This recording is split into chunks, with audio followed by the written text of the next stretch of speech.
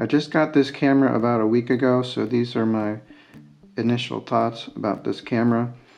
So I'll do an overview, the positives and some negatives, and I'll include some sample photos. My camera before this, my first Leica, was the CL. I got that because of its compact form and the versatility to change out the lenses. But this Leica Q2 kept catching my eye, and I finally got this in. I initially thought it might be too bulky, but it's actually not. So bottom line, it's a great camera. It takes very sharp pictures, and it's easy to use, and it's actually more versatile than I thought it would be. I did show the unboxing, but just to go briefly about what came in the box. It came with the leather camera strap, the charging cable, which is pretty long, and another cable for international use. And it came with the battery charger. The battery was not charged out of the box. It will flash green when it's charging, and then the 80% will light up when it's charged 80%, and then when it's fully charged it'll stay green. The battery itself is fairly large. It pops out there and you have to push it in a little bit to get it out. I haven't tested the battery life yet, but it's supposed to be 30% longer than the Q. But it is a more expensive battery, so it's going to cost more to get an extra battery. The SD card is in the slot here. It will need a higher speed SD card and a higher capacity because of the extra megapixels in this camera. It also came with a metal lens cap, which some people say fits loosely, but I didn't find that to be. I think it fits pretty tightly, but it is metal, so I'm a little concerned about scratching the hood when I'm putting it on and off. And it also came with an extra metal ring. If you want to take the hood off, you put this metal ring on to protect the grooves where the hood would be.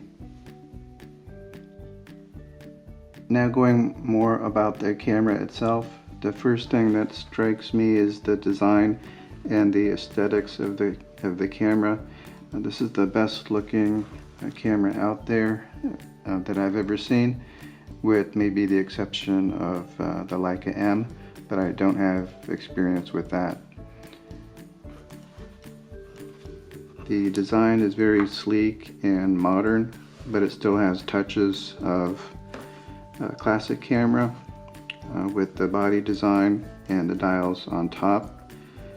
The lens is fixed to the camera. You can't remove it. It's a 28mm lens. I like the printing on the lens.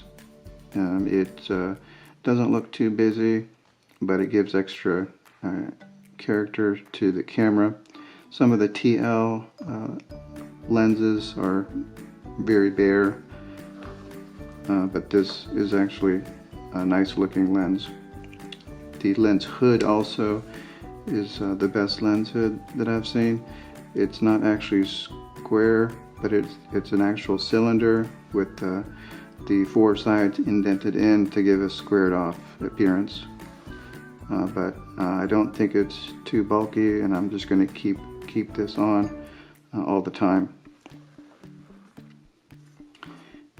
The diamond pattern leather coating is also very, very nice. It gives grip to the camera, but it also just looks part of the camera. On the bottom is the camera battery and the SD card slot.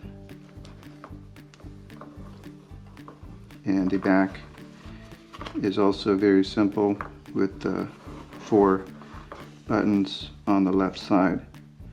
The EVF is very sharp and very bright, and it's better and clearer than the CL that I have. And there's a slot for the thumb here. As far as accessories, I'm planning on getting the hand grip to see how that works, but even without the hand grip, it's fairly easy to handle. I'm thinking about getting the thumbs up accessory, but I'm not sure about that yet.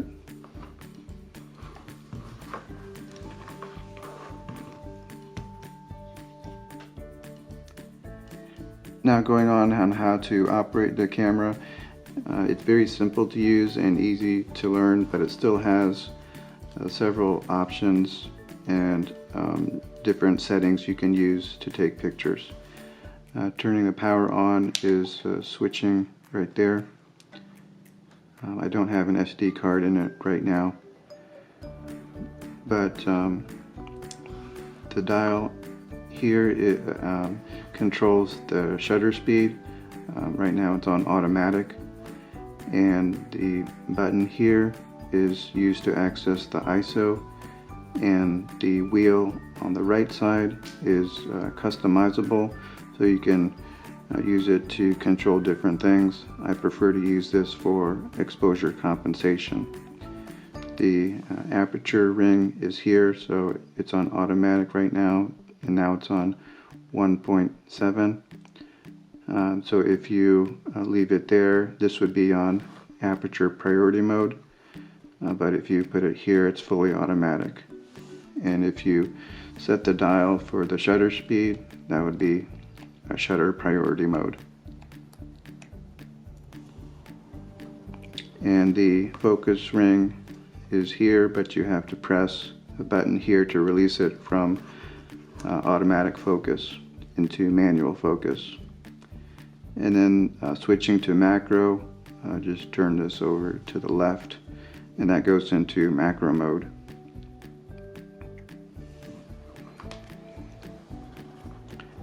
What I like about the menus also is that they're very simple also. With the first menu button, it has this graphical interface, and this is very convenient to switch from photo to video and back to photo. And then after that, it goes into the full menus.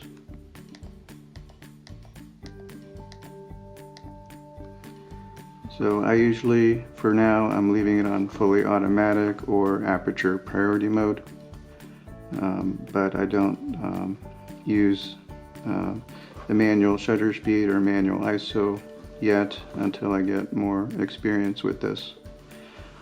I'm going to go over some sample photos next, and then come back with final conclusions. Going into some sample photos, this is on automatic mode right out of the camera without editing on an evening close to sunset, so it's fairly warm in tone. It's also a clear sunny day. This is showing the crop modes. This is at 28 millimeters and very clear. And then this is cropped in camera to the 35 millimeters. Still very clear and sharp. And then going on to the 50 millimeter crop, this goes down to 15 megapixels, but it's still usable. And then going in closer on the 75 millimeter crop, it's at 7.5 megapixels, so it's not as sharp. And then this, I did do some editing to bring out the colors on the building, but it was flat without the editing. This is without editing. The trees are very sharp, and it's a warm tone because of the nearing sunset. And this is without editing. Colors on the trees are a little bit flat, but that's how Leica is. I tried to edit the next 2 photos, but didn't do a great job, especially with the trees. The greenery was very flat out of the camera, so I tried to bring out the color on the trees, but it doesn't look quite natural at this point. So that's one of the possible negatives of Leica in general. The colors are not very vivid or saturated right out of the camera, but you can do that with some better editing. So we'll go back and go over the conclusions of the camera. So in summary, this will be my conclusion about this camera. It's a really nice camera, very enjoyable to use and fun. The 3 main positives, number 1 is the build quality and the design. It's just a great looking camera, and it feels very solid, very high quality build. It is kind of heavy. That might be a positive or a negative, but I think it's more of a positive. The second is the quality of the photos. They're very sharp, and they are easy to take. It's an easy and quick camera to use. It has all the settings and options you would need. The third positive going along with that is the simplicity of the design, with just the 3 buttons here and all of the controls that you would use most on the lens itself and the dials on top. It's also versatile, more than I thought, because of the crop feature. So I can use this as a 28mm camera easily, and I can also use it as a 35mm without loss of details. If I want to do 50 or 75, I would probably use a native lens on the CL for that. So who is this for? This is for, it's good for architecture photos outdoors.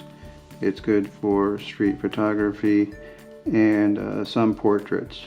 But for most portraits, I would prefer a 50mm or even a 90mm lens.